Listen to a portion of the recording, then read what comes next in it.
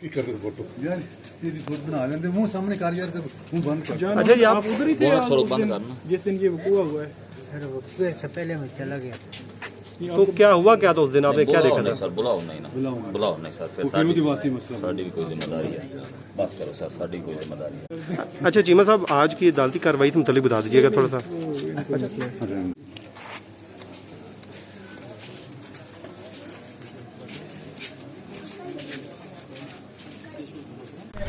बिस्मिल्लाहिर्रहमानिर्रहीम, अस्सलाम वालेकुम। मैं हूं फ़याज़ महमूद और आप देख रहे हैं फ़याज़ महमूद यूट्यूब चैनल। जी इस वक्त मैं इस्लामाबाद की ज़िले अदालत में मौजूद हूं। छुट्टी का रोज़ था लेकिन इसमें एक बड़ी पेशरफ्त हुई है नूर मुकद्दम केस में। जैसा कि आपको मालूम है कि गुज़श्ता रात एक गिरफ़्तारी की गई थी मानसहरा से और ज़ाहिर जाफ़र जो मरकज़ी मुल्ज़िम है उसके माली को अरेस्ट कर लिया गया था और आज उसको पेश किया गया। अब से कुछ ही देर पहले जिस वक्त ये मैं वीडियो रिकॉर्ड कर रहा हूँ उससे कुछ देर पहले उस माली को पेश किया गया। उससे हमने बात भी की, उसने हमें रोदात भी बता दी है। आज ये छुट्टी का क्योंकि रोज़ था, यहाँ पे मीडिया भी नहीं था, तो एक्सक्लूसिवली ये डिटेल्स आपके साथ शेयर कर रहा हूँ। आप कमरा अदालत की अगर बात करें तो सिर्फ 2 लोग हम मौजूद थे, मैं मौजूद था, उसके अलावा साकिब बशीर साहब मौजूद थे। तो एक्सक्लूसिवली आपके साथ हम डिटेल शेयर कर रहे हैं। लेकिन पुलिस ने 2 जो दीगर मुलाजमीन हैं उस पर भी एक शक हो गया है पुलिस को। अब पहले आपको पता है कि DNA टेस्ट किए गए थे ज़ाहिर जाफ़र के, जिसके बाद ज़राए के मुताबिक जो ज़्यादती है नूर मुकद्दम के साथ वो साबित हुई थी। लेकिन अब एक बार फिर पुलिस ने जो दीगर 2 मुलाजमीन हैं जिसमें इफ्तिखार अहमद और एक जमील जो इसके खानसामा और एक जो गेट कीपर था उनके DNA टेस्ट करवाने का फ़ैसला कर लिया गया है। इसके लिए अदालत ने उन्हें इजाज़त भी दे दी है। तो चलें जी, आज की जो पेशी की अगर बात करें 12:45 पे माली जो है जान मोहम्मद उसको पेश किया गया। ड्यूटी जज यहाँ पर मौजूद थे शहजाद ख़ान, उनकी अदालत में पहुँचाया गया। सिक्योरिटी में उनको जब लेके यहाँ पर पहुँचे तो अदालत में आके पुलिस तफ्तीशी अफसर भी मौजूद थे, उसके अलावा जो लीगल टीम है गवर्नमेंट की वो भी यहाँ पर मौजूद थी। तो उन्होंने अदालत से आके एक ही इस्तदा की, अदालत से इस्तदा की कि तफ्तीश जो है इसे मुकम्मल कर ली गई है, इसको जुडिशल रिमांड पे जेल भेज दिया जाए, जिस पे अदालत ने इस्तदा मंजूर कर ली है और 14 रोज़ा जो है जुडिशल रिमांड मंजूर कर लिया है और माली को भेज दिया है जी जेल में। उसके बाद जो माली से गुफ्तगू हुई वो मैं आपको थोड़ी सी बता देता हूँ कि उसने हमें उसकी वारदात का जो बताया वो क्या हुआ था। उस जैसे ही हेयरिंग ख़त्म हुई, तकरीबन ये 3 से 4 मिनट की हेयरिंग थी। सिर्फ जज साहब ने उनको मुल्ज़िम को देखा कि मुल्ज़िम को सामने लाया जाए, मुल्ज़िम को सामने लाया गया और उसके बाद अदालत ने जुडिशल रिमांड मंजूर कर लिया।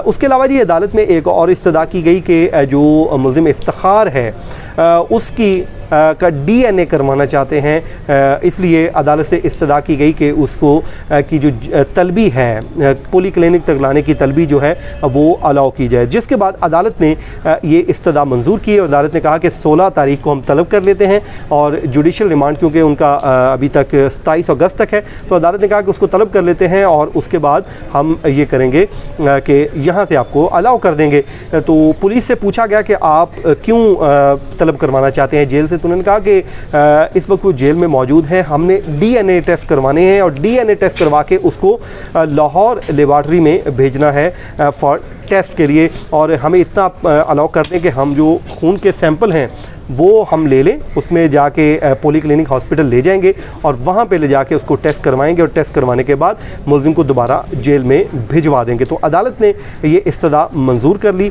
और उसके बाद जो है 16 तारीख अब बड़ी अहमियत की हामिल है क्योंकि आपको पता है कि उस दिन जो मरकज़ी मुल्ज़िम है ज़ाहिर जाफ़र उसकी भी पेशी है, उसको भी पेश किया जाएगा और इन मुल्ज़िमान को भी पेश किया जाएगा। अच्छा जी, जैसे ही हेयरिंग ख़त्म हुई तो हम बाहर आए, हमने मोबाइल पर टॉक करने की कोशिश की और जो माली है जान मोहम्मद उसने बात का आगाज़ भी कर दिया, लेकिन वहाँ पर मौजूद पुलिस एहलकारों ने उसे बोलने से मना कर दिया। लेकिन उसके बावजूद हमने कैमरा बंद किया और उसके बाद उससे जो बात की तो हमने उसे पूछा कि उस दिन हुआ क्या था। तो उसने बताया जी ये तो एक रूटीन मैटर था, उसी तरह जैसे वो पहले भी आना जाना लगा रहता था। माली के बकौल गुज़श्ता 3 साल से नूर मुकद्दम और उनका आना जाना था यहाँ पे इस घर पे और हमारे लिए एक रूटीन का मैटर था।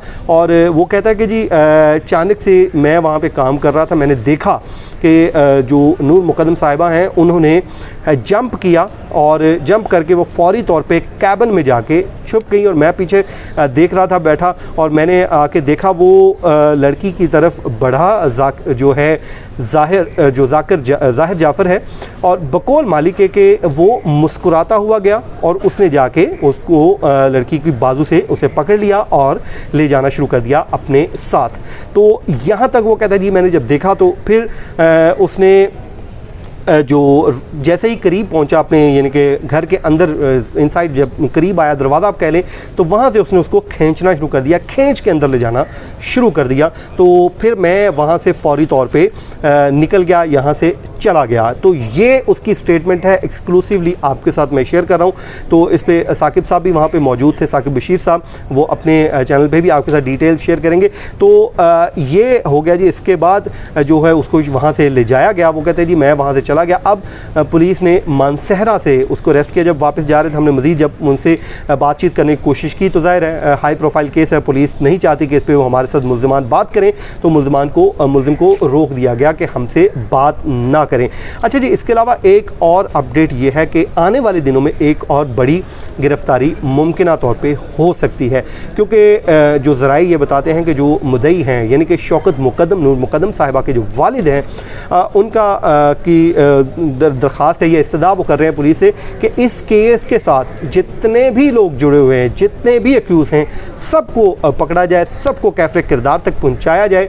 तो ये माली भी उसी एक जो उनकी जो इस्तदाद है उसी का ही एक नतीजा है कि उसको भी अरेस्ट कर लिया गया है। तो अब ये भी चाहते हैं, ज़राए ये बताते हैं कि वो ये चाहते हैं कि जो थेरापी वर्क्स वाले हैं इनको भी अरेस्ट किया जाए कि इन्होंने इस दिन क्या किया या इनका रोल क्या था, इनसे भी तमाम तरह डिटेल्स जो हैं वो सामने आनी चाहिए। तो अब इस केस में एक नया रुख इख्तियार हो रहा है, क्योंकि जब वो डीएनए हो जाएंगे उन मुलाजमीन के, तो डीएनए के बाद की जो रिपोर्ट्स सामने आएंगी वो इस केस को एक नया मोड़ देंगी, नई समत का जो है वो मुतय्यन करेंगी। अब देखते हैं।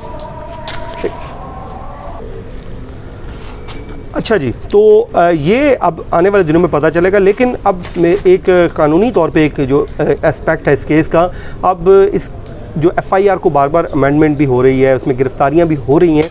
ठीक है, इसमें जो केस है वो इसको इतना स्ट्रॉन्ग होना चाहिए, जो मरकज़ी मुल्ज़मान हैं उनको एटलीस्ट सज़ा होनी चाहिए।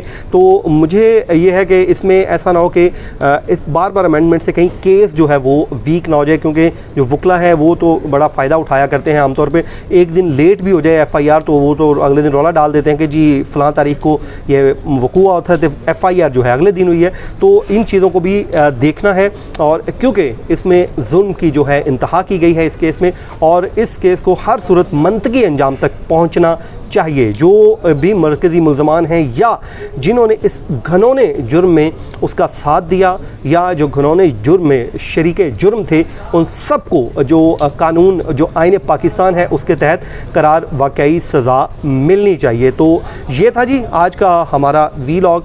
अपना फ़ीडबैक देना मत भूलिए। और अच्छी बात यह है कि जो जहाँ पे मैं वीडियो कर रहा हूँ ये मैंने एक दिन पहले वीलॉग किया था तो ये गंदगी का ढेर था, लेकिन वीलॉग के बाद एक्शन हुआ है तो ये सफाई हो गई है, तो इस पे मैं शुक्रगुज़ार हूँ। तो अपने मुल्क प्यारे पाकिस्तान को साफ़ सुथरा रखिए। मुझे दीजिए इजाज़त। अल्लाह हाफ़िज़।